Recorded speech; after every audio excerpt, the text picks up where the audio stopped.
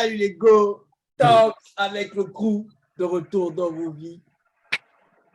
Alors, aujourd'hui, on a un nouvel invité et vous aurez le temps de le découvrir.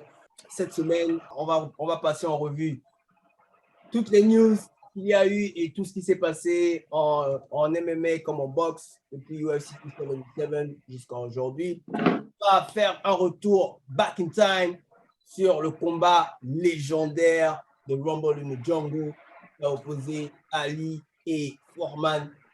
Et pour terminer, on va analyser le combat en boxe qui arrive, Anthony Joshua contre Alexander Usyk, et aussi le main event de la carte MMA UFC 278 qui va opposer Kamaru Usman contre Leon Edwards. Donc, comment ça va les gars? Didier, tu as la parole, introduis-toi. Les gars, c'est trop un plaisir d'être ici avec vous. C'est trop un plaisir. Vrai, j'ai hésité à mettre le costume et la cravate quand tu m'as envoyé l'invitation. Non, mais sérieux. Parce que quand j'ai regardé le programme et que j'ai vu qu'on va parler du Rumble de Jungle, non, mais même pas ça. Pour moi, c'est même pas ça. Quand on va parler de Mohamed Ali, je me suis dit, non, la personne qui était ce gars-là, je ne peux pas venir faire sans t-shirt. Mais après, bon, la régie m'a briefé derrière. Ils m'ont dit, c'est pas grave, tu peux mettre ta casquette ou cacher la chauve. Tu peux mettre le t-shirt, ça passe. Tout ça, c'est dans la maquette. Donc, en tout cas, je suis très content d'être là avec vous. Et on va parler de tout ça. Let's go! Yohan, on y va, c'est bon? Ça va très bien. On souhaite la bienvenue à Lid, qu'on connaît très bien dans son petit foot. Bienvenue et puis bonsoir tout le monde. Théo, écoute, bienvenue à Did's Job. Enfin, on va écouter ce qu'il pense sur le combat, hein, tout ce qui est combat, puisque lui-même, il a oublié de préciser que c'est un pratiquant. Donc, on va avoir l'avis d'un expert, même s'il ne veut pas qu'on le dise. Mais voilà, on est content de t'accueillir aujourd'hui. Merci les gars. Et regardez comment je vais faire plaisir à quelqu'un. Et le numéro 1 dans la capsule, Parker de Gaulle. Bienvenue Didier, bienvenue. J'espère que ton analyse sera pertinente parce qu'ici, il y a beaucoup de courants. On te souhaite bienvenue. Et pour terminer, John, on dit quoi, c'est bon? Tranquille. Bienvenue à Divungi. Il n'a pas dit que c'était aussi son nom. C'est un très grand sorcier. Donc, au plaisir de discuter de sa sorcellerie. Ok. Donc, sans plus tarder, on va aborder la matière. Let's go!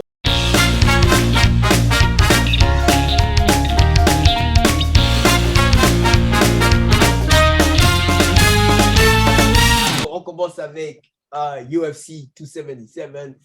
Les gars, qu'est-ce que vous avez retenu? Quelles ont été vos impressions? Quelles ont été vos déceptions? On passe la parole à Parker, de GOAT. Effectivement, j'attendais beaucoup le combat Peña contre Nunes. Je n'ai pas été déçu et pas surpris parce que, comme vous vous rappelez, l'analyse fine, je vous avais dit au premier combat dans la capsule de BFC. Tu vas me rappeler, Tops, que Peña allait gagner et au retour, vu la tendance, je savais que la championne allait reprendre son titre tranquillement et sans beaucoup d'efforts. Par contre, Moreno, j'ai aimé le combat vu que j'ai parié sur lui, mais son affaire de toujours, j'ai déjà vu ça 2-3 fois, quand il prend les coups, il n'essaye pas d'abord de se défendre et puis il veut se lever directement. Il a failli prendre un KO très bête. Très bête, je ne sais plus vers quel round et je sens que, mec, c'est parce qu'en face, c'est bon. Kai Kara, soutenu par Top, si je ne vois pas ce qu'il pourrait bien produire. Sinon, j'ai bien aimé. Ok. Donc, c'est tout ce que tu as retenu. Ok, d'accord. Ouais. On a Yohan, let's go. Bon, moi, je vais parler des autres combats que personne ne va aborder ici, et notamment dans Kalev, parce que ce gars-là, je pense qu'il mérite en fait son title shot. Très fort en striking. Yeah. pour le moment, de tous les combats que j'ai vus en fait, à l'UFC, il n'a pas encore eu besoin d'utiliser ça. Donc, pour moi, c'est un combattant très complet. Et j'attends de voir ce que ça va donner. J'espère que son prochain combat, ce sera contre Blachowicz. Comme ça, le vainqueur affrontera donc le vainqueur du rematch Teixeira contre Jiri. On va s'arrêter à Jiri. Oui, et puis aussi, l'autre combat qui m'a impressionné, c'est Pantoja contre, il s'appelle comment l'autre là, Pérez. Parce qu'avant le combat, on se rappelle de Pantoja qui avait dit en fait que là, il vient pour faire un statement. Et ça n'a même pas duré un round sur son dos. Et puis, point barre, fini quoi. Donc, on a vraiment une très belle carte, de très beaux combats. Et pour terminer, en fait, Amanda contre Peña, chef-d'œuvre. Elle a dominé du début à la fin, sur tous les domaines, en fait. Striking, au sol, en lutte. The champ is back. Yeah. Léo, à toi. Très rapidement, moi, je sais pas, la hype Lewis, parce qu'au début, hein, quand on a commencé, Lewis, c'est un frappeur, c'est un striker, il ne m'a jamais blasé.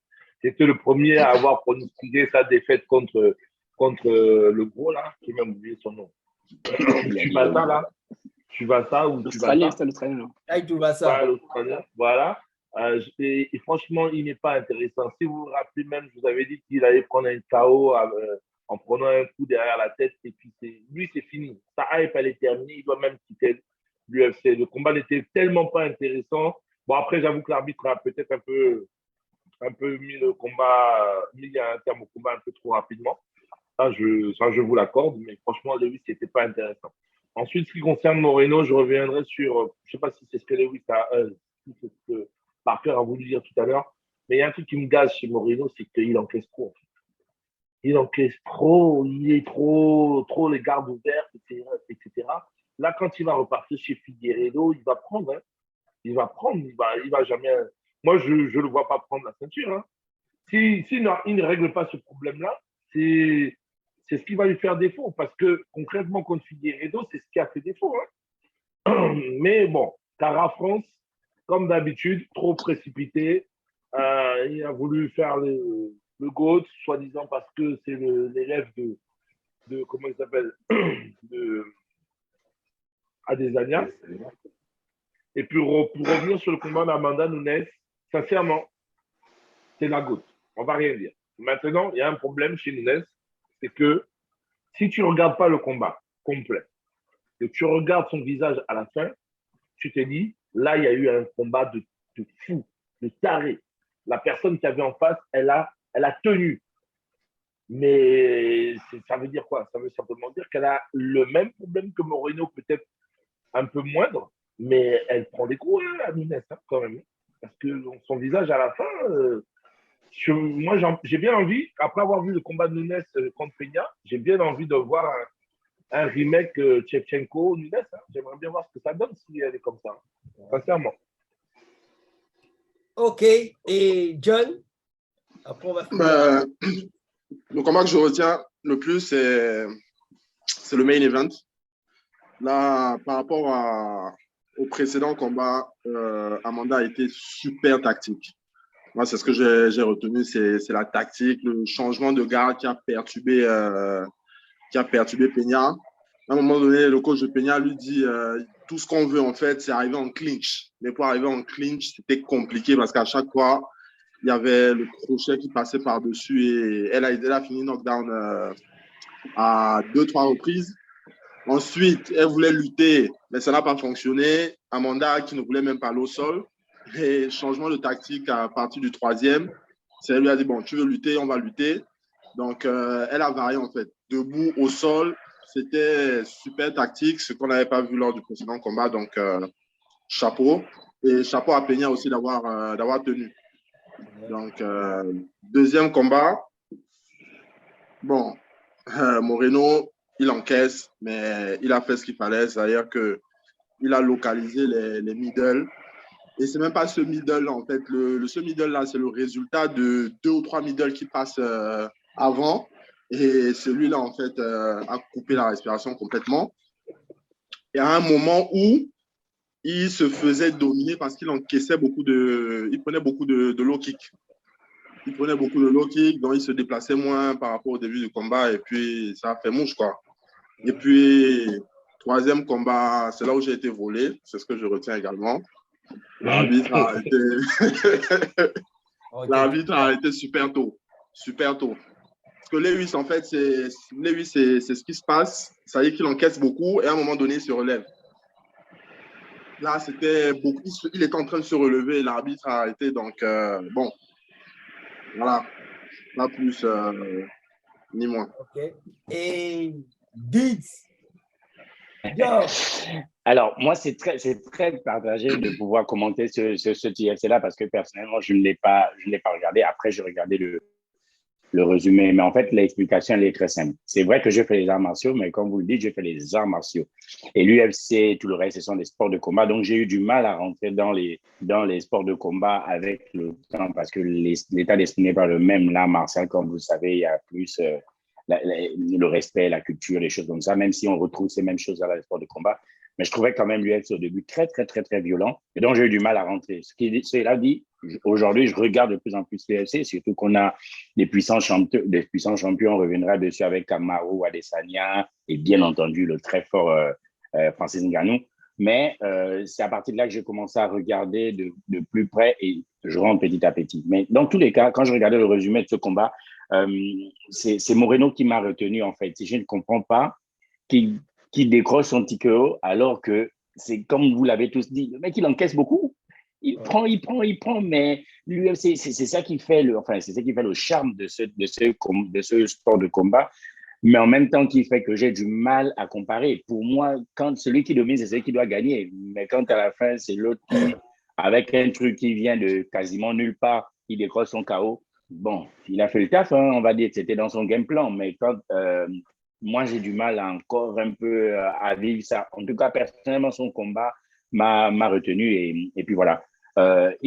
Soit c'est vraiment sa manière de combattre, il encaisse et il surprend à la fin, soit il doit corriger ça parce qu'il va tomber sur un gars qui punch.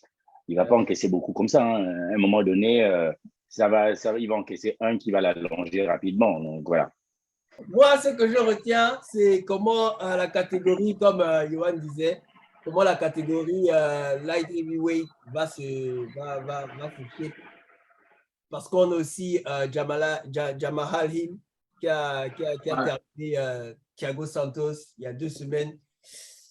Donc, je me sens un peu bad pour lui parce qu'il est aussi sur une série de victoires et tu as Jan Blachowicz qui fait le bruit alors que, bon, c'est vrai, il a gagné, mais les façons dont il a gagné sont un peu Rakic qui se fait mal tout seul et puis après tu viens crier pour le titre. Mais bon, comme Johan disait, moi j'ai envie de voir ce qu'Ankalaev et Blachowicz donnent. Mais par contre, je vais me sentir mal parce que Jamal Hill, qui est sur une série de victoires, va un peu être laissé comme ça, quoi, sans attention.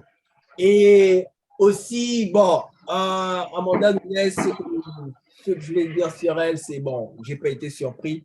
Je savais que le combat allait être une domination totale, tellement elle avait faim, elle avait envie de reprendre sa ceinture. Mais bon, j'étais un peu déçu parce que je me disais que bon, je cherchais le chaos, quoi. Mais bon, elle a dominé. Et comme Léo disait, ce sera vraiment dur si elle se met à affronter Shevchenko et elle vient au combat de Shevchenko avec les mêmes lacunes qu'elle a eues contre Peña. Et Moreno, ouais, vous avez tous dit, il doit corriger ça parce que s'il repart encore combattre Figueiredo, quelqu'un qui cogne dur, tous les coups qu'il a pris là, il va tomber avant la fin du combat, quoi. Et je suis désolé, je suis navré, mais bon, c'est la retraite qui sonne. Donc, on va rappeler les paris. Les parqueurs de GOAT avaient pronostiqué Sergey à la décision, Moreno, finition au 4e, et Amanda KO. Bon, tout le monde a parié Amanda KO de toute façon. Léo avait pronostiqué Amanda KO aussi. Sergey, tu as dit KO au 3e round. Au deuxième. Au deuxième, ok. KO au deuxième et Moreno à la décision. Ouais. Et Toms avait pronostiqué Lewis KO au premier round, Kai Kara France KO au deuxième et Amanda KO au deuxième aussi. Et Johan, qui fait la remontada, avait pronostiqué Sergey à la décision, Moreno aussi à la décision, si je ne me trompe pas, et Amanda KO par KO. Et, ouais, je crois, oui, KO. Ouais. Et John était comme moi, on s'est fait voler, t'inquiète, je suis d'accord, on s'est fait voler. Lewis KO, Moreno en soumission. Soumission et Amanda KO aussi. S'il te plaît, j'ai une question que je n'avais pas dit que le frangin là devait gagner par KO contre. Parce que Léo a eu plus 4, je crois bien, et moi aussi j'avais plus 4. Quand on a fait le compte. Tu avais dit Sergé au troisième. À la décision. C'est pas, il n'avait pas dit à la décision. J'avais dit KO au troisième. Oh ouais. Voilà, parce que j'ai entendu ça à fait la un point. décision, c'est là où je dis. Non, Non, c'est 2 ça points. fait deux. Donc, rappelle score, s'il te plaît. Donc, rappel sport, tout doux.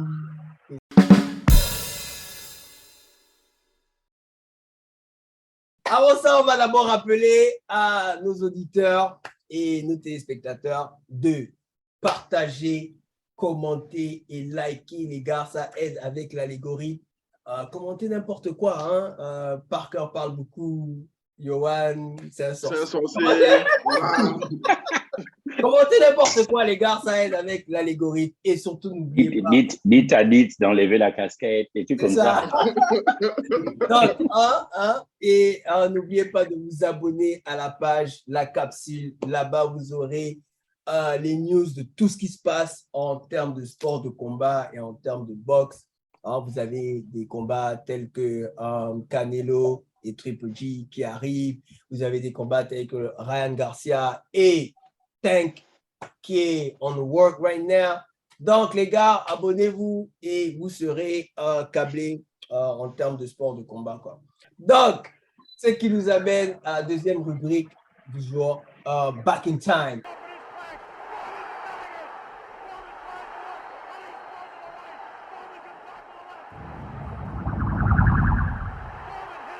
Dans Back in Time, on va se focaliser sur un combat légendaire, un combat qui a solidifié la notoriété des deux boxeurs. On va se focaliser sur The Rumble in the Jungle, Mohamed Ali contre George Foreman. Donc, on va, sur ce combat, chacun va dire ce que le combat lui a fait ressentir, où il a suivi le combat pour la première fois, ce qu'il a retenu du combat. Et c'est ça, quoi. Donc, qui nous fait l'honneur? L'invité. Vite, il a une stove. Yes! Let's go! Tips! Non, mais en matière de story, je n'ai pas qu'une. C'est quand on parle de boxe, bien quand on parle de Mohamed Ali, je n'ai pas qu'une. J'ai trop. Mais je vais effectivement raconter ça que je vais vous raconter rapidement. Ramboy de Django et ma mère a suivi ça en live à Kinshasa, au Zaïre. C'était le 30 octobre 1974 à Kinshasa, au Zaïre, dans ce qui s'appelle aujourd'hui le Congo, la République démocratique du Congo. Et l'impact dans ça, c'est que jusqu'à aujourd'hui, moi, j'ai fait plusieurs arts martiaux. J'ai commencé par le Kung Fu, j'ai fait du Kwankido et après, j'ai trouvé ma route un jour dans ma vie. C'était le Taekwondo et aujourd'hui, ça me fait près de 21 ans de Taekwondo. J'ai fait une dizaine d'années de compétition au haut niveau avec 2 sélections nationales. Mais j'ai surtout fait des compétitions à l'étranger. Tout ça pour dire que les arts martiaux en général font partie de moi, donc j'ai toujours aimé. L'impact, l'histoire que j'ai racontée, c'est surtout ma mère. Je viens de vous citer plusieurs arts martiaux, mais à chaque fois que je partais avec l'entraînement, ma mère me disait « Tu vas encore dans tes choses de la boxe. » Pour vous dire ce que représente le combat Mohamed Ali Foreman dans l'esprit de ma mère. Ça a marqué tellement ma mère que tout ce qui est sport de combat, art martial ou quoi que ce soit, c'est la boxe pour elle. Ça ne peut pas être autre chose, c'est forcément de la boxe. Elle ne fait pas beaucoup de différence entre ces sports-là. Donc voilà, c'était la petite anecdote pour introduire le sujet. La première fois que je le regarde, je crois que j'ai 2010. 2010 exactement. Vous voyez, donc c'est très, très, très tard déjà. Je regarde en 2010. Et pourquoi? Parce que je préparais une compétition en France qui s'appelle le Tournoi international des Paris, qui est la deuxième plus grande compétition de taekwondo à Paris, en France en tout cas. Et donc, un truc qui m'a toujours manqué dans toute ma carrière de sport des arts martiaux, c'est l'état d'esprit, c'est le mental. À chaque fois que je passais un combat, quand je mène, je suis à l'aise. Mais dès que je me fais mener, je perdais parfois mes moyens, j'avais du mal à rattraper mes points ou alors je perdais le moral, des choses comme ça. Et donc, un jour, mon entraîneur, à cette époque-là, en 2010, quand on préparait cette compétition, le TIP, m'avait dit, regarde un peu Mohamed Ali qui il est. C'est quand je l'ai regardé, j'ai versé des larmes. Ça représente tellement des choses. C'est quelqu'un qui arrive à Kinshasa pour la première fois, qui arrive à conquérir tout un pays à sa cause, qui jusqu'aujourd'hui, quand il chante Fali Bomaye dans une de ses musiques, ça rappelle tout ça. Il a réussi à mettre un slogan dans l'histoire. Il a réussi voilà. Au-delà du combat, ce qu'il avait mis en lumière avait déjà représenté quelque chose de moi. Quelqu'un qui était une très grande gueule. Quand je dis grande gueule, avec tout le respect que j'ai pour lui, il annonçait qu'est-ce qu'il va faire de toi, il disait ce qu'il va faire pendant son combat. Pendant le combat, il parlait à Foreman dans son oreille. À un moment donné, Foreman avait planifié qu'il va l'exploser en 2 rounds, mais au 3e round, Foreman ne comprenait pas pourquoi Ali est toujours là. Pour la petite histoire, les deux s'entraînaient quasiment dans la même salle. Ali s'entraînait après Foreman à Kinshasa. Donc, quand Ali rentrait dans sa salle d'entraînement, il passait à côté de Foreman qui était en train de frapper dans son sac de frappe. Et le staff d'Ali barrait la vision de Foreman pour éviter que Mohamed Ali regarde comment le sac était plié lorsque Foreman tapait. Tout ça pour rentrer dans sa tête, enfin pour le protéger en tout cas mentalement. Et on me représente bien la puissance qu'était Foreman. Mais malgré ça, Ali a gardé son état d'esprit. Et il paraît que lorsqu'il fallait monter sur le ring, il y a eu un silence quasiment cathédrale dans le vestiaire d'Ali. Et c'est Ali qui s'est levé en disant à son staff, mais pourquoi vous vous calmez? Je vous ai dit, je vais l'exploser. Et c'est vraiment l'état d'esprit de ce gars-là qui aujourd'hui, quand je pense à ça, ça me drive, quoi. Personnellement, ça me drive. Et donc, pendant le combat, au 3e round, il dit à Foreman, c'est tout ce que tu as dans le ventre? Et Foreman lui répond, c'est à peu près ça, c'est à peu près tout ce que j'ai. Et ça n'a pas hésité, il a dégommé au 8e, de mémoire, hein, si je ne me trompe pas, au 8e ou un truc comme ça. C'est juste monstrueux. Mohamed Ali, ce combat-là, c'est un combat, si quelqu'un ne l'a pas encore regardé, il devrait le faire. Voilà.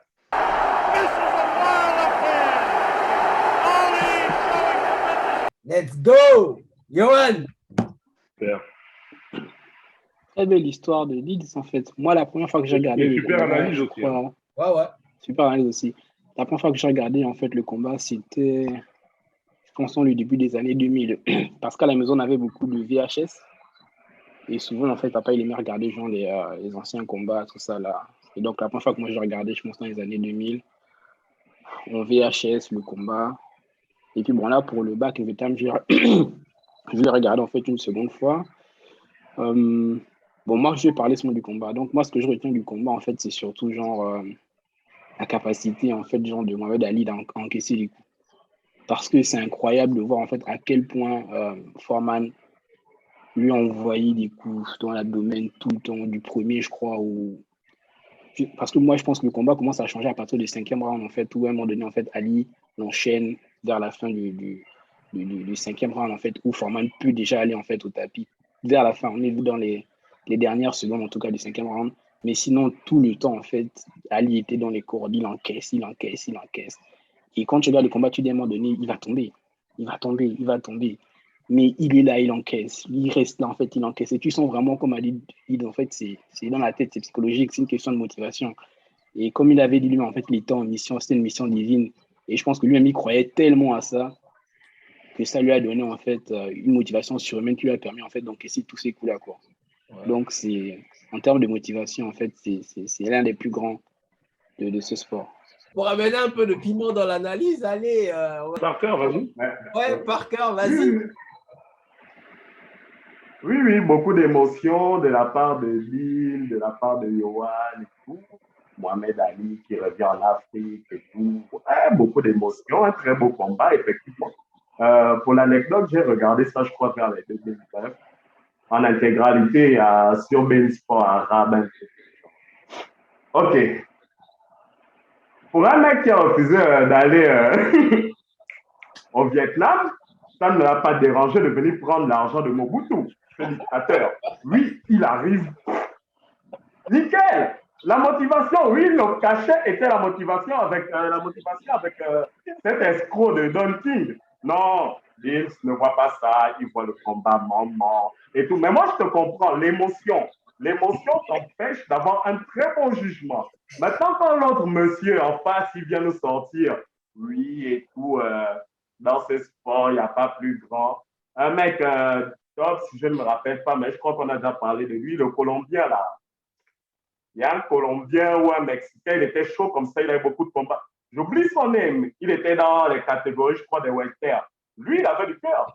Pourtant, il ne gagnait presque rien. Mais Mohamed Ali, oui, il faut enjoliver l'histoire, l'esclavage, les Noirs, tout ce qui se passe. On l'a empêché de s'envoler pendant 2 ou 3 ans. Il n'a pas boxé. 3 ans. Oui, il y en a qui prennent 3 ans. Il n'a pas boxé parce qu'il a refusé d'aller faire la guerre. Ce n'est pas sa guerre. Il y a le mec là, il s'appelle comment? Musique là, il s'est engagé pour lui. On va voir le combat tout à l'heure. On verra le combat. Oui, Pacquiao s'est aussi engagé. Non, Usyk, le mec qui va affronter Joshua. Bon, eux, ils sont vieux, les frères Klitschko et tout ça. Ils sont allés en guerre. Il y a même une meuf du MMA ou un gars du MMA qui s'est aussi engagé. Mais bon, comme il faut défendre la cause des Noirs, nous sommes beaucoup de victimes, tout ça. Mohamed Ali, c'était beau, vol comme un papillon avant de faire 3 ans de repos parce que les coups commençaient un peu peut-être dans sa tête, mais on va vous faire l'histoire. Non, et tout, il est venu, il a battu Foreman. Mais la brutalité contre la technique, c'est ce qui s'est passé, c'est tout. Ali, c'est un grand combattant, je ne refuse pas. Mais on peut prendre plein d'exemples de gars qui ont la puissance, comme Foreman, il voulait le mettre KO. Mais tu viens me mettre KO, moi, je suis technique, je t'attends. Tu t'es essoufflé, comme beaucoup s'essoufflent vers le 5e, 6e round, on sait tous. Eh bien, il est allé, c'est tout. Il faut arrêter avec cette émotion. Oui, Vince, je te parle, laisse d'abord le téléphone. Je suis sur toi, là. L'émotion de maman. J'espère qu'on me redonne la parole après. Mais tu es le bienvenu. Tu es l'invité. Je peux te laisser la parole même tout de suite pour rebondir à ce que tu vas dire. Je te donne un peu de mon temps. Non, moi je suis perturbé que quelqu'un dise ça. OK, il n'a pas fait la guerre au Vietnam et il est venu prendre l'argent de Mobutu. C'est pas lui qui vient prendre l'argent là. Lui, il est venu, comme Johan l'a dit, il est venu en mission. Il avait quelque chose dans sa tête, il est venu réaliser. Maintenant, il se trouve qu'en chemin, il y a l'argent dedans. Pour lui, quoi. Après, deuxièmement, même si derrière, Mobutu a fini de voler l'argent et tout le reste, aujourd'hui, grâce à ce combat-là, la planète entière connaît le Zaïre. Tu veux pas, tu connais le Zaïre. Même les enfants qui font la boxe aujourd'hui en 2022, ils connaissent Mohamed Ali 1974, 30 octobre. Donc, qu'est-ce que tu veux me dire? On s'en fout de l'argent. Non. C'est de l'émotion, ça. Ça, c'est de l'émotion. Je suis désolé. Après, comme j'ai dit, il a vendu une histoire. Je vais te répondre. Comment tu es en train de me... Tu veux nous expliquer et nous faire croire que c'est Ali qui a imaginé. On sait tous que c'est Don King qui a eu cette idée. Voilà, il a eu cette idée. Mais là, le chien Mohamed Ali, le gars des grandes valeurs, n'a pas pensé qu'il y avait une douille quelque part. Non, le bon monsieur, je n'ai pas fait au Vietnam, mais là où il y a le dictateur, je viens. Il a mis le Zaïre. Le Zaïre n'existe plus. Donc, je ne vois pas comment les petits qui n'arrivent même pas à savoir où se situe, les petits Américains, où se situe même l'Angleterre, vont me dire où est le Zaïre. Ah oui, ils connaissent le nom du combat, certes, mais sans plus. Let's go! Cadeau, je te dis que personne ne fait la boxe sans connaître le 30 octobre 1974. Et tout de suite, on va laisser la parole à Léo. Si je peux intervenir en tant que pugiliste, parce que juste à titre de rappel, j'ai fait de la boxe assez longtemps. Mais bon, pour en revenir sur la boxe, en l'occurrence, ce que Diz dit, c'est pas faux. Parce que nous, quand on commence la boxe, on nous parle enfin les personnes qui m'ont formé, moi, nous parlaient d'abord de l'histoire. Pour être un bon pugiliste, il faut connaître l'histoire. Et dans l'histoire, tu ne peux pas passer, boxeur sans maîtriser l'histoire de Mohamed Ali, et notamment du 30 octobre 1974. Maintenant, moi, je ne vais pas retenir l'émotion parce que l'émotion, c'est une question de sensibilité personnelle. Si toi, de ton côté, ce n'est pas quelque chose qui t'a convenu par cœur, moi, je peux le comprendre, il n'y a pas de souci. Je peux aussi comprendre ce que ressent Didier. Maintenant, Didier, il faut savoir qu'à l'époque, Don King, c'était un promoteur d'exception, même s'il a beaucoup volé, qui savait mettre en avant des choses qui n'avaient pas besoin de l'être. Moi, ce combat-là, la première fois que je l'ai vu, c'était dans les années 90, quand j'étais à fond derrière Tyson, j'étais à fond derrière la puissance, et les premières personnes qui m'ont fait aimer la boxe m'ont dit, Tyson, c'est peut-être, à l'époque, on ne parlait pas de GOAT, mais Tyson, c'est peut-être ton GOAT, mais il faut savoir que la technique, c'est plus important que tout en boxe. Ce n'est pas la puissance qui prédomine tout ça. C'est pour ça que contrairement aux autres, et là je fais un petit aparté, moi j'apprécie les combats des Mayweather, même s'il n'y a pas de KO, parce que les combats de Mayweather sont hyper techniques. Les gens ne comprennent pas, mais voilà. Moi, Pardon. Donc, si je devais comparer, pour moi, le combat de 74, il y a d'émotions. C'est parfait, il n'y a pas de souci. Mais je le compare au combat contre Sonny Liston. Parce que c'est la même chose. Liston, c'est une brute à l'état pur. Cassius Clay, à l'époque, arrive. Il bat Liston. Pour moi, c'est la même comparaison. Ce qui amène un peu plus d'émotion, c'est l'effet historique d'Aïr, etc., etc. Et je vais amener un autre parallèle qui va beaucoup faire parler Parker, ou bien d'autres. Non, pas Parker, peut-être Johan. C'est que moi, je trouve beaucoup en Cyril Gane, je trouve beaucoup de la technique, je trouve un peu de la ressemblance avec Ali, parce que ce sont des personnes qui, en boxe poids lourd, n'ont pas cherché à se concentrer sur la puissance, mais sur un style de combat. Sur le style de combat, je pique, je recule. Je pique, je recule. Et contre Foreman, Ali a complété ce style de combat-là avec de la résistance. Parce que contre Foreman, ce qui a fait la différence, c'est la résistance au coup. Si Mohamed Ali, GOAT de son état, n'avait pas travaillé cette résistance-là, il serait mort dans sa Foreman.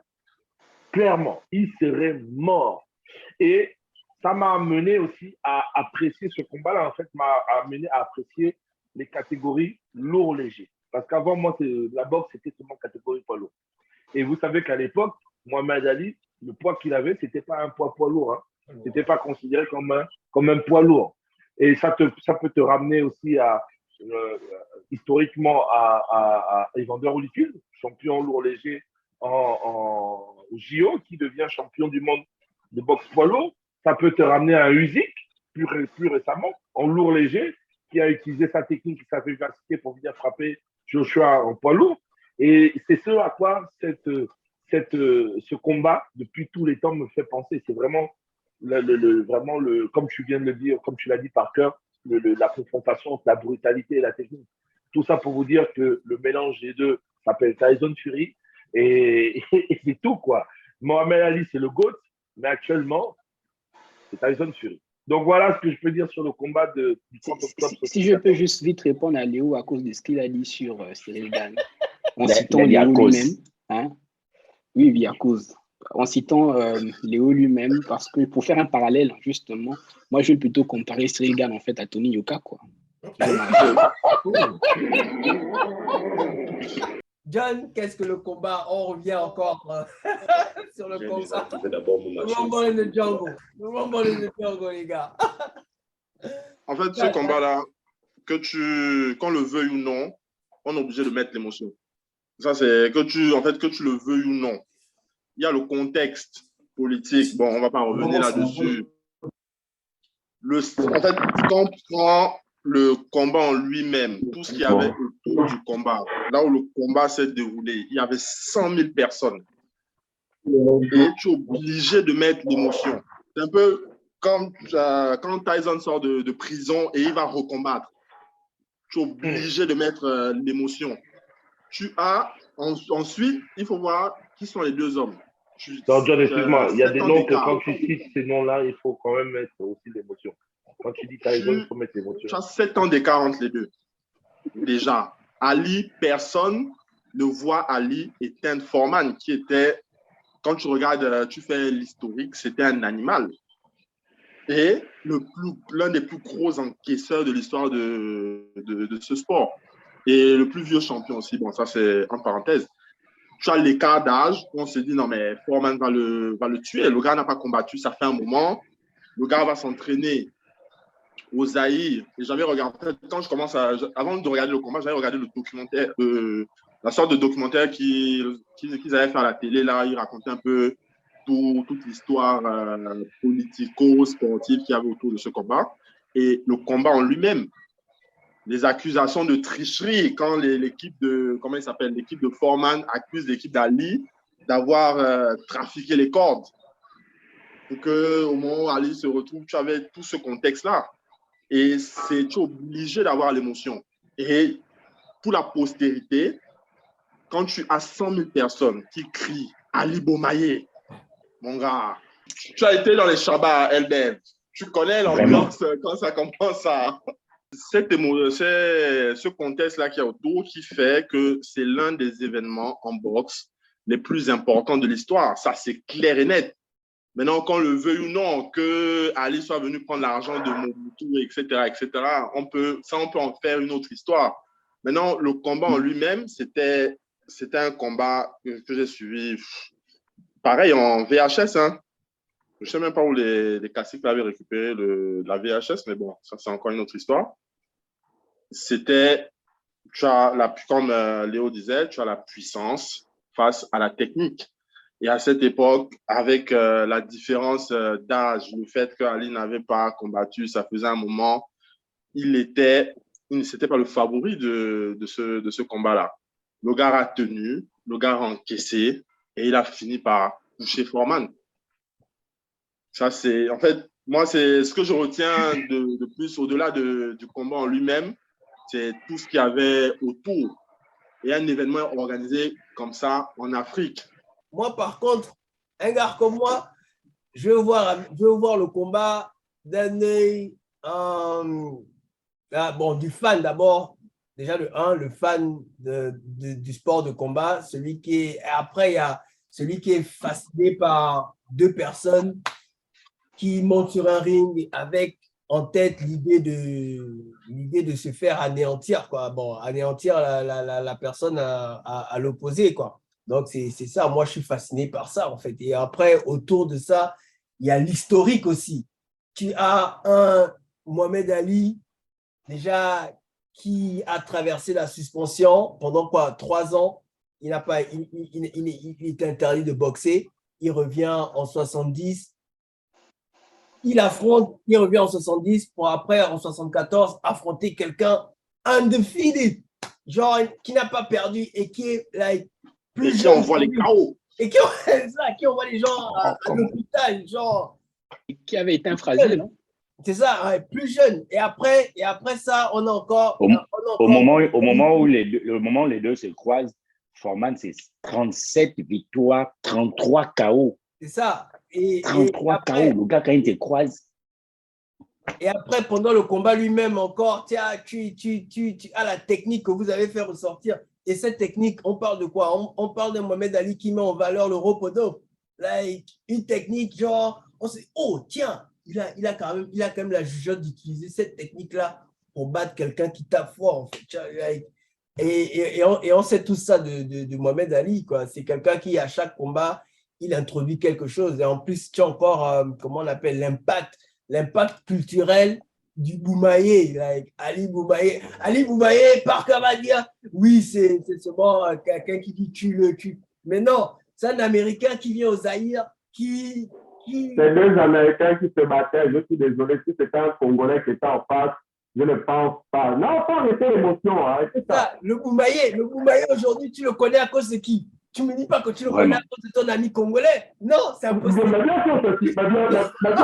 Non, c'est vrai, c'est vrai. Tu connais. Non, vous connaissez ma vie plus que moi. Attends, excuse-moi, je veux revenir sur un point que Dick vient de dire. Tu viens de dire qu'au moment de la bagarre, enfin de la bagarre, le combat entre Ali et Foreman, c'est 34 KO, d'accord? Bon, Ali. 37 victoires, 33 KO. Ok, 37 victoires, 33 KO. À ce moment-là, Mohamed Ali a déjà été champion du monde. Mohamed Ali a l'expérience parce qu'il est déjà dans le game aussi depuis pas mal de temps. Sauf que Mohamed Ali, c'est 26 victoires. 26 victoires. Léo, juste à ça, je veux juste répondre que oui, c'est vrai, Mohamed Ali a l'expérience et il a tous les accomplissements que tu dis de lui. Mais Mohamed Ali aussi, à ce moment, a 4 ans plus 3, à 7 ans sans combattre. Ok, très bien. Il y a moins de combats, moins de victoires, effectivement. Mais ça fait quand même un bail que aussi Mohamed, à ce moment-là, il est dans le game. Sauf que, contre Sonny Liston a combien de KO quand Cassius Clay arrive? Cassius Clay, quand il arrive face à Sonny Liston, c'est un débutant. C'est un débutant. Il n'a pas l'expérience qu'il a contre Foreman. Et Liston, il a une vingtaine de KO à l'époque. C'est l'un des boxeurs les plus puissants de tous les temps, Sonny Liston. Et il arrive, débutant, et il vient mettre à la main le champion. Donc, tu peux voir que la comparaison, elle est aussi valable. Hein? C'est ça. Bienvenue dans la capsule Didier. Donc, c'est ce que j'avais à dire, quoi. Et après aussi, pour la petite histoire, je n'ai pas suivi la première fois que je suis le combat. J'ai suivi le combat, mais la première fois que je suis le combat, c'est bon, après pour aller à l'encontre des autres. Hein. La première fois que moi je suis le combat, c'est avec Will Smith. Hein. C'est dans la ligue.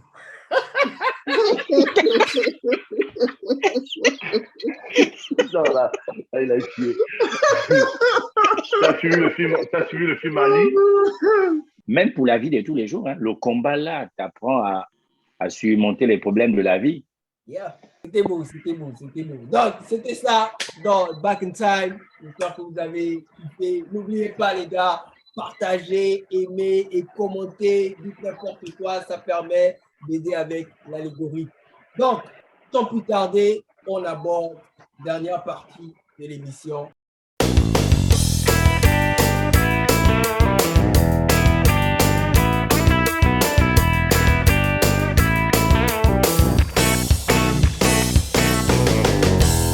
Anthony Joshua contre Usyk 2. On va rester en boxe. Le premier combat s'était soldé par la victoire en décision unanime de Usyk en septembre 2021, l'année dernière. Cette fois-ci, le 20 en Arabie Saoudite, Usyk va défendre toutes les ceintures et aussi, apparemment, à ce qui se dit, la ceinture de ring de Tyson Fury sera aussi en jeu parce qu'il a l'intention de la laisser tomber parce qu'il repart en retraite encore. Donc, comment vous voyez le combat se passer samedi, les gars? On va donner la parole à Parker. Je vois le combat. En fait, Joshua, j'ai eu l'impression qu'il a été comme avec son premier combat contre Ruiz. Il a été submergé un peu trop tôt. Et en regardant les deux combats qu'il a perdus, donc contre Ruiz, contre Usyk, dès que Joshua, au niveau du troisième round, parce que je considère quand il perd ses 3 premiers rounds, il fait beaucoup d'erreurs. Tellement j'ai l'impression qu'il veut essayer de se rattraper et l'autre le compte plusieurs fois. Et après, Joshua, il a du mal à revenir. Je ne sais pas ce que son point raconte au gars. Parce que quand tu le vois combattre, il ne cherche même pas le chaos. Tu te demandes en fait que, attends, mec, quoi, on est au 6e round. Ok, le boxeur en face t'a dominé. Mais c'est comme si en fait, ouais, quoi, il va rester debout comme un sac, un petit bag. Il va rester là debout, il va essayer de faire quelque chose. Si ça rentre, c'est bien. Et il perd son combat. Et il a vraiment, par contre, il est devenu un peu plus solide par rapport à contre Ruiz. Parce que contre Ruiz, il a pris le KO. Mais j'ai vu, Usyk devait l'éteindre depuis. Mais j'ai vu le mec, il était toujours là. Mais en fait, tu sens qu'il n'a pas, dans sa tête, dès qu'il est dominé, il n'a plus de solution. Voici un peu, maintenant pour le combat 2, je suis obligé de me mouiller directement. Je ne vois pas Joshua faire la même erreur 2 fois, comme avec le combat contre Ruiz. Je vois un Joshua plus discipliné, qui veut reprendre ses ceintures et essayer de vouloir faire taire tous les mecs qui sont en train de parler là, les Fury, et même l'oncle de Johan, Yoka, qui a dit qu'il pouvait l'éteindre, pour qu'il ne peut pas battre un boucher. Mais c'est pas grave. Ok. Johan? Et bon, pour revenir au combat, moi, ce qui m'a marqué dans le premier combat, parce que j'avais déjà dit, je crois à l'époque, on ne faisait pas encore les paris, mais avec John et puis Erwan, puisque ils étaient convaincus que Edgy devait gagner, moi, j'ai dit, je pense que Edgy va gagner parce que je le trouve plus technique. Et moi, ce qui m'a marqué en fait dans le combat, c'est que quand on arrive en fait dans le combat, on sait tous que Edgy en fait il est le plus grand, il pèse plus en fait et on s'attendait en fait à ce qu'il gère très bien la distance, tu vois, avec son jab et puis tout. Et ce qui est impressionnant en fait, c'est comment justement en fait Jean Usyk il a réussi en fait à déjouer ça en fait, tu vois, avec ses crochets extérieurs, comment lui il casse la distance, comment il te touche et surtout comment il contre-attaque. Donc techniquement, c'est quelqu'un qui est très fort. Et pour ce combat-là, moi, le prochain combat, ce qui me surprend un peu, c'est qu'il a pris beaucoup de poids. Comparé, en fait, à son premier combat, il est moins fin, en fait. Et la question que moi, je me pose naturellement, c'est est-ce qu'il pourra bouger comme lors du premier combat? Parce qu'il bouge beaucoup autour de Edgy, toujours pour passer sur l'extérieur et puis donner le crochet gauche. Donc, la question, moi, c'est est-ce que la prise de poids ne va pas changer son game plan et au final le désavantager? Ça, c'est peut-être la question. Et la deuxième aussi, c'est, on est obligé de parler de ça, mais est-ce que cette histoire de guerre là aussi n'a peut-être pas en fait, l'a peut-être pas perturbé en fait dans sa préparation? Donc, pour moi, en fait, donc il y a la prise de poids, cette histoire de guerre là, en fait, on ne sait pas comment il va arriver en fait mentalement et physiquement dans le combat, parce que quand tu prends beaucoup de poids, bah, il faut t'habituer aussi à ton corps. Tu avais une manière de bouger parce que c'est un light heavyweight, n'oublions pas en fait. Donc, bon, on espère vraiment qu'il s'est vraiment habitué à son nouveau poids, quoi. Parce que ça va. Parfois, quand tu prends du poids, après, tu bouges de la même manière, tu es plus lourd et ça peut peut-être après maintenant faciliter, genre, et en fait, à prévoir tes mouvements. Et là, tu te retrouves en fait avec un gros handicap, un gros problème. On donne la parole à Dids. Let's go. Léo, transition. Alors non, pour moi, je crois que ce combat, il va se jouer sur deux choses. Déjà, avant même d'arriver, mais je trouve que c'est très difficile de commenter le futur combat sans se positionner, sans donner son avis. Mais bon, j'espère que je ne vais pas le donner quand même. Personnellement, Joshua, il ne m'a jamais convaincu. Je regarde quasiment tous ses combats à chaque fois qu'il monte sur le ring. Mais je trouve que c'est quelqu'un qui... je ne sais pas quel est son style. Tu es un poids lourd. Est-ce que ton style, c'est je monte sur, je te descends 2 rounds? Est-ce que ton style, c'est je t'emmène au 10e round et tu te fatigues? Est-ce que ton style, c'est je suis très technique, je te touche, tu ne me touches pas? Je ne sais pas quel est le style de Joshua. Du coup, j'ai du mal à le cerner, à même de dire il va utiliser tel schéma ou bien tel game plan et c'est avec ça qu'il va réussir à déjouer tout, quasiment tout. Ça, c'est peut-être pour l'introduction. Ensuite, je pense que ce combat va se jouer sur deux choses. La première, c'est que c'est à celui qui va imposer son rythme dès le début qui va gagner derrière. Et deuxièmement, sur la partie technique, attention, on a un gaucher contre un droitier. Et face quand il y a deux adversaires dans cette configuration-là, pour les boxeurs, c'est celui qui va poser son pied le plus à l'extérieur possible. Et donc, ils vont tous passer leur round à chercher à positionner son pied à l'extérieur et réussir à bien positionner son crochet. Et à ce moment, celui qui est bien placé qui a le meilleur crochet possible, pour moi, c'est Joshua.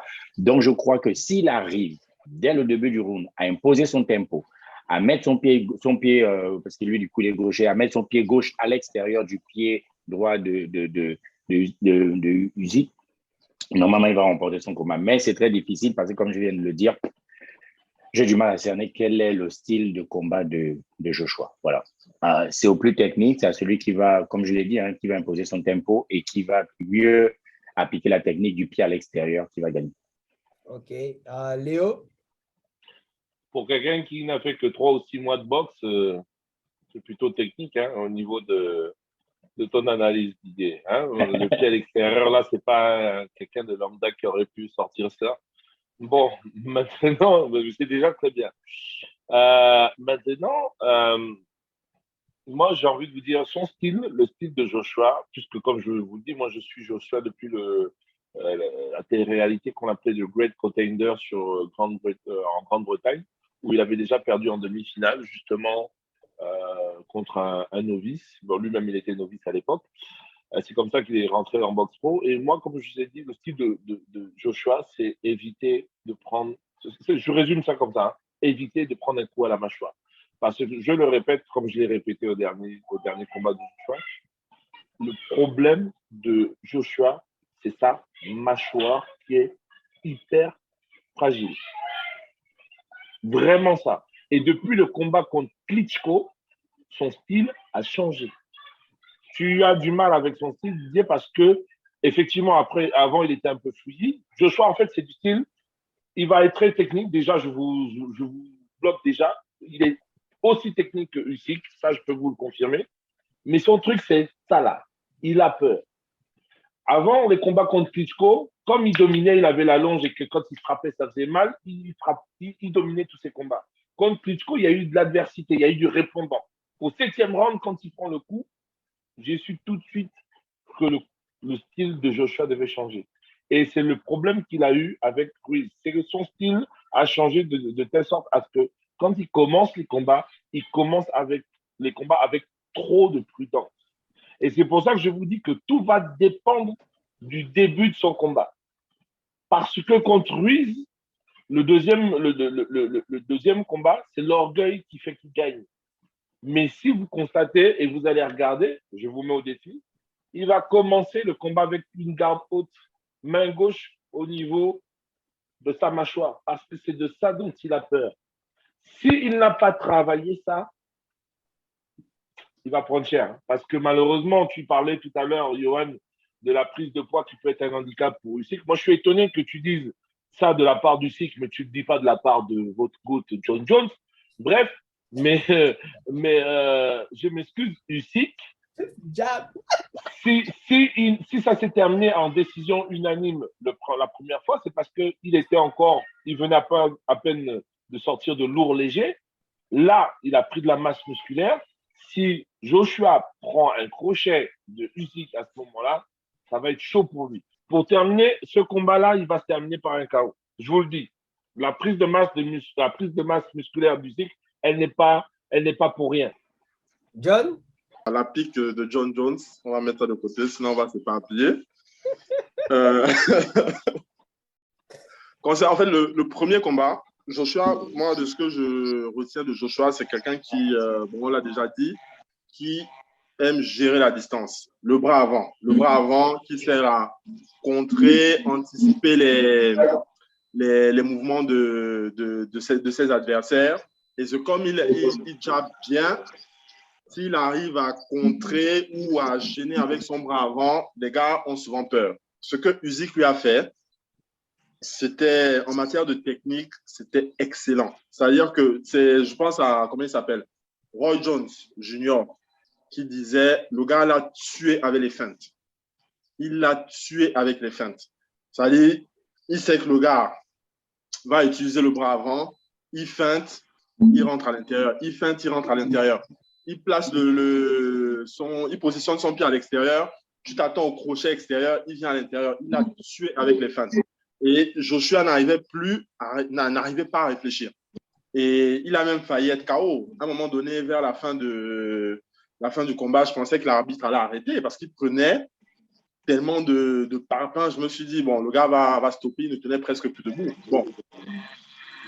Là, sur ce combat, il faut s'ajuster. Contrairement à ce qui s'est passé lors du premier, je pense qu'il faut se déplacer un peu plus. Parce que si tu restes sur place, tu te dis que tu vas faire la même chose, ça ne marche pas. Tu as un gars qui a compris ce qui se passait très, très rapidement. Donc, il va falloir peut-être être un peu plus agressif. Si tu veux gêner Usyk, et le mec, il a pris la masse, il n'est pas là pour les déplacements. Parce que la technique, elle ne va pas s'enfuir. Il est là pour le KO. Bon, après, pour les pronoms, on va attendre la fin. Donc, c'est ça, vous avez touché un peu à tout ce qu'il y avait lieu de dire sur la façon dont les deux combattants vont aborder le combat. Bon, moi, c'est plutôt la fin avec laquelle Joshua va aborder ce combat. Bon, déjà, il ne fait pas trop de sorties médiatiques. Ça me laisse dire qu'il est concentré dans son camp d'entraînement. Maintenant, les lacunes qu'il avait enregistrées lors du premier combat, est-ce qu'il est en train de les changer? Ça, j'espère bien. Par contre, pour Usyk, c'est jusqu'à présent, c'est lui qui crée, comment on appelle, l'étonnement, vu de part de la prise de masse musculaire. Et aussi Chisora, qui disait la dernière fois il était allé rendre visite à Usyk lors de son camp d'entraînement, et il peut nous dire que bon, ce qu'il a vu là-bas l'a complètement étonné. C'est-à-dire Usyk, déjà très, très réputé pour sa vitesse, la vitesse du coup. La nouvelle masse qu'il a, en fait, lui va bien, en fait. C'est-à-dire, il bouge bien. C'est pas qu'on remarque un ralentissement dans ses mouvements. Ça fait peur parce que déjà, lorsqu'il a affronté Joshua la première fois, il n'était pas aussi massif et il était vif, il était rapide. Donc, s'il a encore gardé cette même vitesse avec la prise de poids, comme Léo disait, il y a le chaos qui pleure, quoi. Donc, on quitte la boxe, on se tourne du côté de UFC 278 avec Kamaru Usman Leon Edwards. On va rappeler aussi que c'est la deuxième fois que les deux vont s'affronter. Il y a 7 ans que les deux s'étaient affrontés et le combat s'était soldé par décision unanime. Victoire par décision unanime de Kamaru Usman. 7 ans plus tard, on a 2 combattants complètement différents. Ça, il faut le mentionner. Et on n'est pas si sûr que le combat va se solder de la même façon. Donc, comment on voit les choses? Comment on voit les choses se passer? John, tu as la parole. Le premier combat, tu avais un mec Kamaru qui a lutté pendant pratiquement tout le combat. Il a tué le mec avec la lutte, takedown. En veux-tu, en voilà. Et depuis, en fait, le style de Kamaru, le mec lui-même, il a dit, je paye Trevor Whitman très cher pour progresser sur mon striking. Donc, c'est normal que je sois tombé amoureux de mes points. Donc, sur les derniers combats, moins de lutte, beaucoup de striking. Et tu as Leon Edwards qui avait malmené le frangin de quelqu'un ici, là, du début à la fin, avec sur tous les plans, pied-point, sol. Et il a, par rapport au dernier combat, par rapport au premier combat, je veux dire, il a énormément progressé sur sa lutte, surtout sa lutte défensive. Donc, je suis très, très curieux de voir comment ça va se passer. Est-ce que les gars vont décider de rester debout?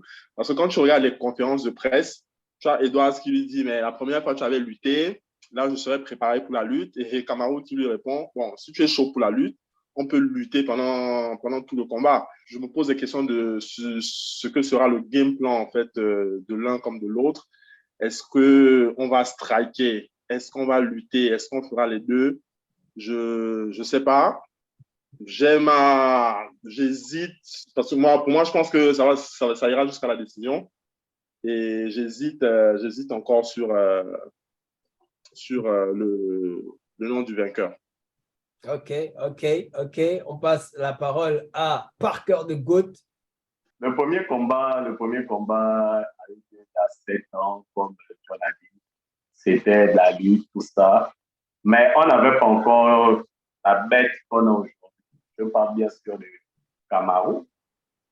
On n'avait pas encore cette bête qu'on a aujourd'hui. Donc, concernant le combat Edouard contre Kamaru, je vois les mecs, parce que les mecs seront debout. Il y aura du striking. Edouard n'est pas fou pour vouloir aller avec Kamaru au sol. Bien sûr, selon les stats, Kamaru n'a qu'une seule soumission. Mais Edouard sait ce qui va se passer au sol. On va le couper et après on va le couper. Sa seule chance, c'est d'essayer le strike debout. Et même debout, quand on veut parler des Nets, on a regardé le combat contre Nate. Au bout d'un moment, il a donné un seul coup et rentré. si Ned ne faisait pas le corps, Ned devait mettre KO.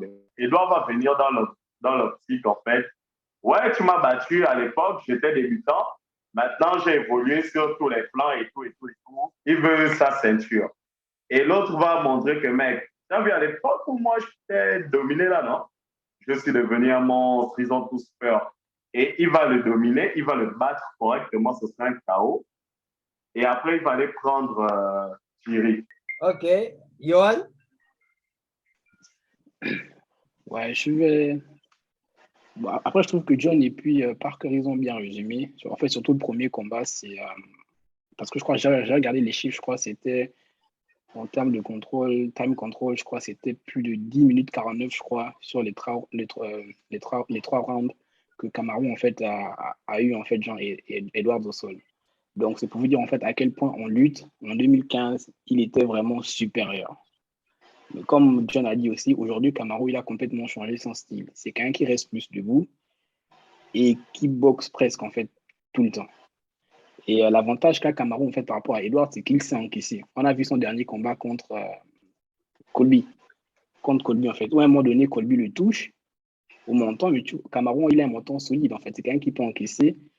Et là où je rejoins Parker, c'est qu'Edwards, malgré le fait qu'il a dominé le parent de l'autre sur tout le combat, et lorsqu'il a été touché une fois, on se rappelle, hein, il a été touché une fois, ça a été presque la fin, en fait, pour lui. Et quand on sait en fait à quel point Kamaru, actuellement, il frappe fort, on se dit, mais si Kamaru le touche qu'une fois, est-ce qu'il pourra en fait en tenir? Donc ça, c'est pour moi en fait l'interrogation du combat. Après, pour revenir aussi sur Edwards, en lutte, si jamais ça doit aller en lutte, moi je trouve qu'il a beaucoup progressé. Je ne pense pas que ce sera la même domination qu'a eu Kamaru en fait lors du premier combat. Et puis n'oublions pas qu'on dit JB en fait aussi, Edwards, il est très très bon. C'est quelqu'un qui a souvent des soumissions en fait spectaculaires. Donc, on ne va pas aussi négliger Edwards comme l'a fait en fait Parker avant. Non, non, non, il faut quand même respecter le gars. Il est très complet, très bon. Je ne dis pas qu'il est meilleur en lutte, hein, mais il a un très bon niveau. Donc, ouais, voilà. Ok. Léo?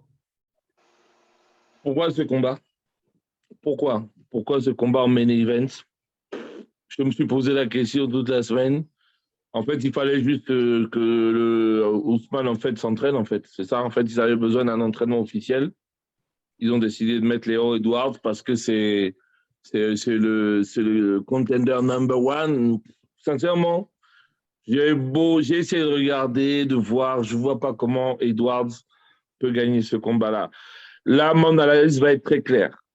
Kamaru, la seule chose qui peut l'embêter là, c'est lui-même. Parce que ces derniers temps, j'ai l'impression qu'il ne se concentre pas assez sur les combats. Il se concentre un peu trop sur les autres, sur son pote Ngannou, sur son petit frère, tu vois, on dirait qu'il te fait, je dédicace à Johan, il est en train de te faire une Habib, tu vois, on dirait qu'il a envie de devenir manager, tu vois. C'est peut-être la seule chose qui va peut-être, je dis bien peut-être, perturber Ousmane. Et puis, il devient un peu bling-bling. À juste titre, il devient un peu bling-bling. Voilà, c'est devenu une star, en fait. Et il le sait, mais il l'assume bien quand même. Tu vois, il l'assume bien parce qu'il ne fait pas grand bruit. Et ce qu'il fait, ce qu'il dit, il fait. Donc, moi, là, personnellement, Léon Edwards, s'il a beau évoluer comme il veut, je pense que là, ça va être du sparring partnering. Aussi simple que ça. Et je pense que ce combat-là ne va pas durer très longtemps. Et la seule chose qui est quand même paradoxale, c'est que c'est un lutteur, mais il n'a pas gagné tant que ça beaucoup en lutte. Donc, imaginez-vous que maintenant, le gars, il mêle plus la lutte à son striking. Regardez-moi ce que ça va donner. Est-ce que, moi, je vous pose une question. Est-ce que c'est pas lui le vrai GOAT de l'UFC? Dites, vas-y, tu as la parole.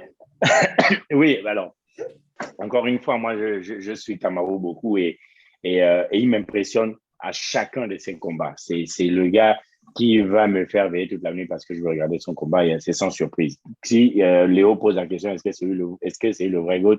Moi, Didier, c'est le GOAT. Il n'y a même pas un débat. Dans ma tête, c'est lui, il n'y a pas quelqu'un d'autre. Vous avez déjà dit tout ce qu'il fallait dire en fait. On sait tous qu'il est un spécialiste du sol, donc il va vouloir emmener rapidement au sol. mais on a tous vu aussi son combat, son style de combat évoluer. Il sait aussi faire du striking. Moi, je pense que le combat va se jouer sur les deux tableaux, c'est-à-dire que en face, le gars va chercher à l'emmener à faire du striking pour éviter d'aller au sol. Il n'est pas fou, hein. Il sait que s'il va au sol, il n'y aura pas de soumission, je crois, mais il y aura du time control et Kamaru va passer sur le time control. Mais par contre, Kamaru, d'abord, il a du reprenant sur le striking, mais pas sur chaque round, il va essayer de l'emmener au sol. Il va déjà faire des arrachés, l'emmener, essayer de l'emmener sur le sol et lui faire du contrôle sur le sol pour le garder et contrôler du temps et tout le reste machin. Je pense que le combat va se jouer de cette manière-là et que même si on ne demande pas les pronostics, moi c'est sans surprise, hein, Kamaru va passer. C'est même pas un débat. Comme Ditz venait de le dire, vous avez déjà soulevé tous les plans. Mais bon, c'était un peu trop axé sur Kamaru. C'était un peu trop axé sur Kamaru sans pour autant faire mention de l'évolution de Leon Edwards. C'est ça, en fait. Parce que on va rappeler que la dernière fois que les deux avaient combattu, c'était en 2015. Victoire de Kamaru. Mais la dernière fois que Leon Edwards a perdu, c'était en 2015. Donc, il y a 7 ans d'invincibilité aussi. 7 ans d'invincibilité durant lesquels son grappling, surtout son grappling et sa lutte a évolué, en fait. Donc, me dire que le combat sera rapide et se solder par un KO, je ne suis pas si sûr que ça. Pourquoi? Parce que le striking, c'est quelque chose de nouveau pour Kamaru. Oui, ça a évolué drastiquement, mais c'est encore nouveau pour Kamaru. C'est pas... bon, après aussi, on va noter que si le combat va dans la distance et que Kamaru garde comment on appelle, la même vivacité dans son striking, oui, le combat peut se terminer parce qu'on a vu contre Nate Diaz que vers la fin du combat, Edwards a été sonné en fait. Il devient vulnérable si le combat s'étend, va vers la distance en fait. Donc, ouais, c'est quelque chose à noter. Mais ne négligeons pas trop Edouard parce qu'on se dit que Kamaru, c'est le GOAT. Comme Léo a fait mention, Kamaru est devenu bling-bling. Pour ça, je vais ajouter qu'il a même décroché un rôle dans le movie Black Panther. Et Black Panther sort, le dernier Black Panther sort en décembre, les gars. Donc, Erwan, oui? Erwan, je te pose une question. Durant ces 7 années, parce que je sais ce que tu vas me citer, durant ces 7 années d'invincibilité, quel est le grand nom que Edwards a frappé? Bon, Nate Diaz, déjà. Non, ça, ce n'est pas un grand nom. Si le combat avait eu lieu il y a 7 ans, je t'aurais dit Nate Diaz, c'est un grand nom. Mais actuellement, ce n'en est plus un. Le combat... Il y a eu Cowboy Cerrone, il y a eu Dos Anjos. Attendez, non, il a affronté Cowboy en 2018, les gars. C'est pas le dernier Cowboy. C'est en 2018. Cowboy était déjà mort. En 2018. Dis-moi quand est-ce que l'autre là, Connor là, frappe Cerrone, c'était quand? Non, 2019, 2018, 2019. Il était déjà c'est après Khabib. Je disais, c'est vrai, Kamaru et tout ce qu'il est, mais ne pas négliger l'évolution de Edwards. C'est ce qui nous amène au pronostic, les gars. Donc, comme je disais, on va pronostiquer Anthony Joshua Usyk pour la carte en boxe. En MMA, on va pronostiquer Kamaru Edwards, Costa Rockwold et Merab Develich contre José Aldo. D'abord, on va commencer avec Usyk Joshua. Joshua, la décision. Je ne le vois pas mettre KO ici. D'accord. Joshua, décision Parker. Ouais. Moi, je vais aller avec Usyk à la décision. Donc, Usyk à la décision. Moi aussi, Usyk à la décision. Usyk à la décision. Tubbs et Dietz. OK. Joshua va Léo, dormir au vas-y. 4e round. Là, c'est pas le choix de la raison, hein, c'est le choix du cœur. Joshua KO, 7e round. Joshua Ouais. KO, 7e round. Léo. OK. John. Joshua, KO 10e. Joshua. J'hésitais avec la décision, mais KO 10e. KO 10e. John. Johan. Eddie va dormir au 4e. Usyk. Je suis pas loin d'être d'accord avec lui. KO 4e. Johan. Ensuite, Aldo, Merad, Devilish. Tubbs à Devilish à la décision. Ah oui, Devilish pour moi, à la décision. OK. Non, c'est bon, on va aller sur là, tu veux Aldo en fait changer? à la décision. OK, Aldo à la décision. Léo. Aldo, soumission, 2e round. John Aldo, décision. et Parker. Merab, décision. OK, Paulo Costa, Luke Rockhold. On va commencer avec John. Paulo Costa va le boire début de 2e. Il dit il faut même pas qu'il. Début de 2e KO. Tom aussi. Moi aussi, j'ai la même, j'ai le même pronostic que John. KO. Moi aussi, j'ai le même. KO 2e, Paulo Costa. KO 3e, Costa. Et Léo. Paulo Costa à la décision. Et Johan. Costa, KO, second round. Second round, OK. OK. Ensuite, on a Kamaru Ousmane.